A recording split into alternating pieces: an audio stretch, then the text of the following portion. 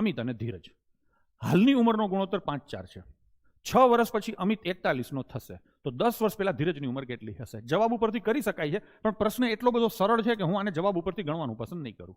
કોની ઉંમર આપી છે? 6 વર્ષ પછી અમિત 41નો થશે.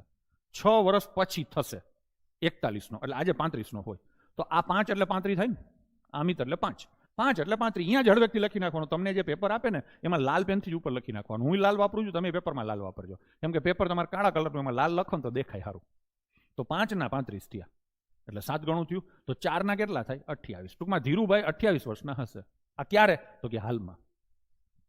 ઉંમર આધારિત પ્રશ્નમાં છેલ્લી લીટી હરખી વાંચવાની. એમાં છે ને એ કંઈક ને કંઈક કોઠા કબાડા કરે છે. 10 વર્ષ પહેલા એની ઉંમર કેટલી હતી? અત્યારે 28નો હોય તો 10 વર્ષ પહેલા ધીરુભાઈ બાળક હશે.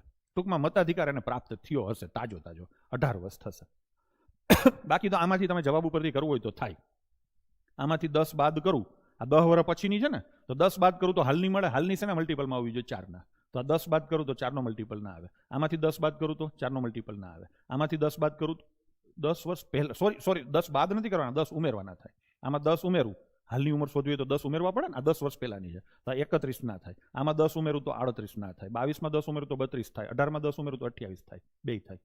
ટૂંકમાં સેટિંગ કરવા ગયા હોત તો 2 જવાબ આવત, પણ પ્રશ્ન પ્રમાણમાં ઇઝી હતો એટલે આપણે કર્યો આખો. એના પછી